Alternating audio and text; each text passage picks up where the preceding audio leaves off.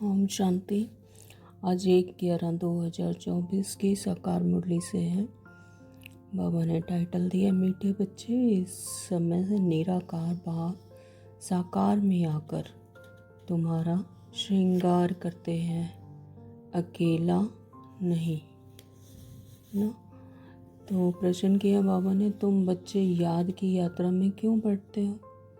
उत्तर दिया बाबा ने, क्योंकि तुम जानते हो इस याद से ही हमें बहुत बड़ी आयु मिलती है, हम निरोगी बनते हैं।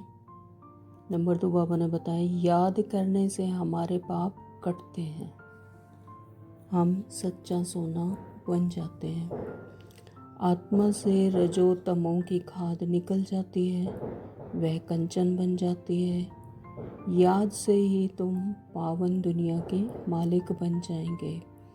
तुम्हारा श्रृंगार है वह कंचन बन जाती है।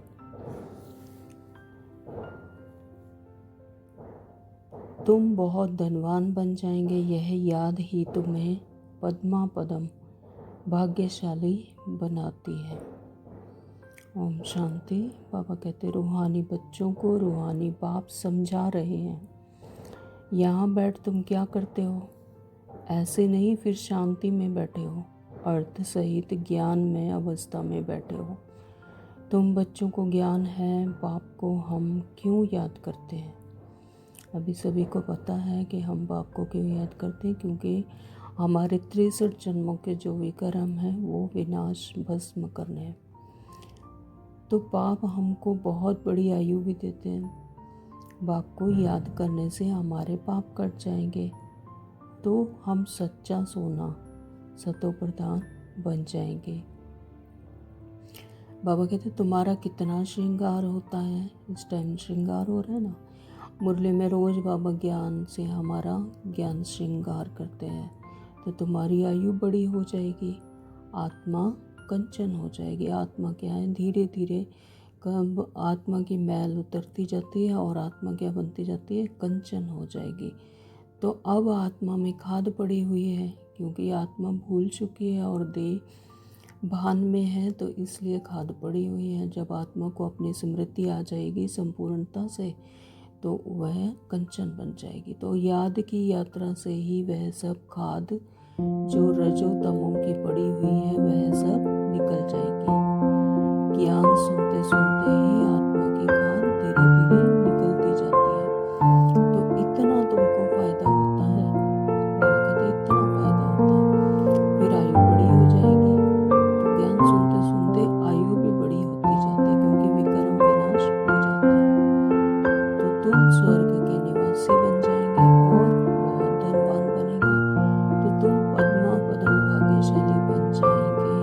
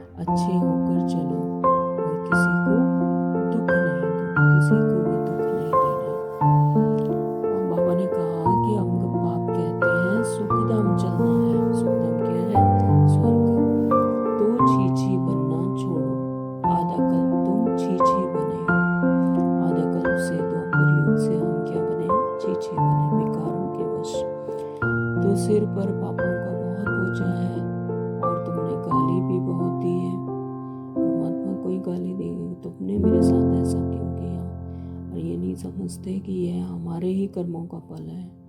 बाप कभी किसी को दुख देते हैं क्या? बाप को गाली देने से भी बहुत पाप चढ़ जाते हैं। यह भी ड्रामा में पार्ट है। तुम्हारी आत्मा को भी 84 का पार्ट मिला हुआ है, यह बजाना ही है।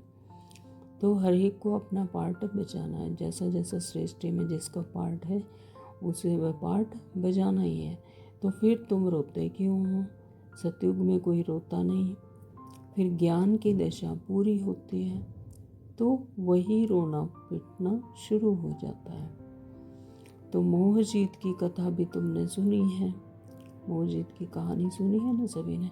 तो यह तो एक झूठा दृष्टांत बनाया हुआ है। तो सतयुग में कोई भी अकाले मृत्यु होती नहीं। सतयुग में कोई अकाले मृत्यु नहीं होती है। सब अपनी आयु पूरी भोग कर जाते हैं और अपनी इच्छा अनुसार ही शरीर छोड़ते हैं। और उन्हें ये भी पता होता है कि उन्होंने अगला शरीर कौन सा लेना है और कहाँ आत्मा ने जाना है। तो मोहजीत बनाने वाला एक ही बाप है। हम अकेले आए थे फिर अकेले ही जाते हैं। बाप एक ही बार आते हैं साथ ले जाने के लिए।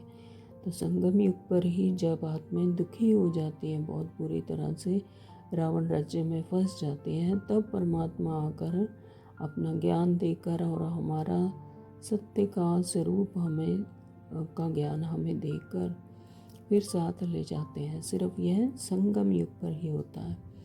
तो इनको शिव बाबा की बारात कहा जाता है। शिव बाबा के बच्चे सब हैं।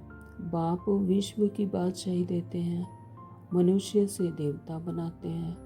आगे विष उगलते थे, अब अमृत उगलते हैं, है ना। बाप विश्व की बादशाही देते हैं और मनुष्य से देवता बनाते हैं। आगे विष उगलते थे और अब क्या करते हैं, अमृत उगलते हैं।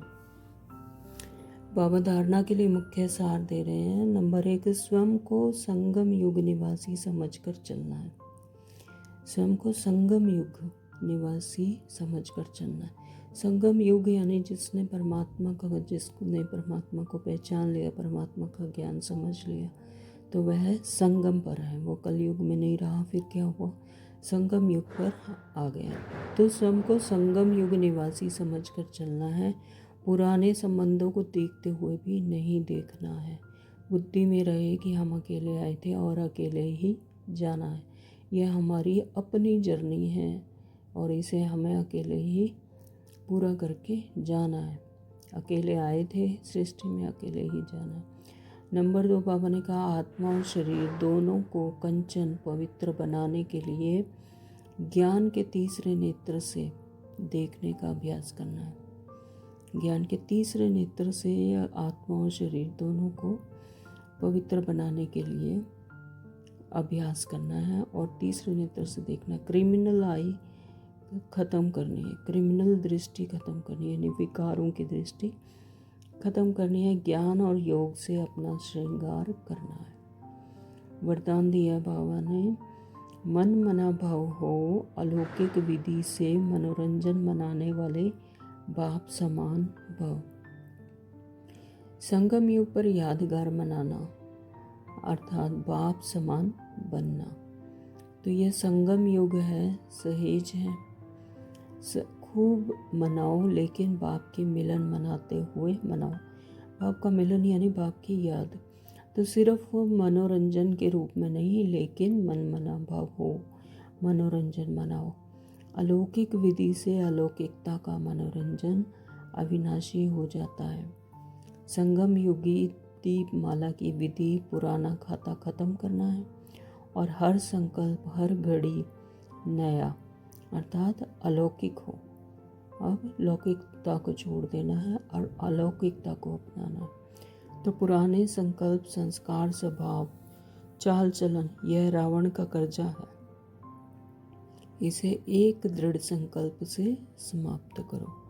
स्लोगन दिया है बाबा ने, बातों को देखने के बजाय स्वयं को और बाप को देखो।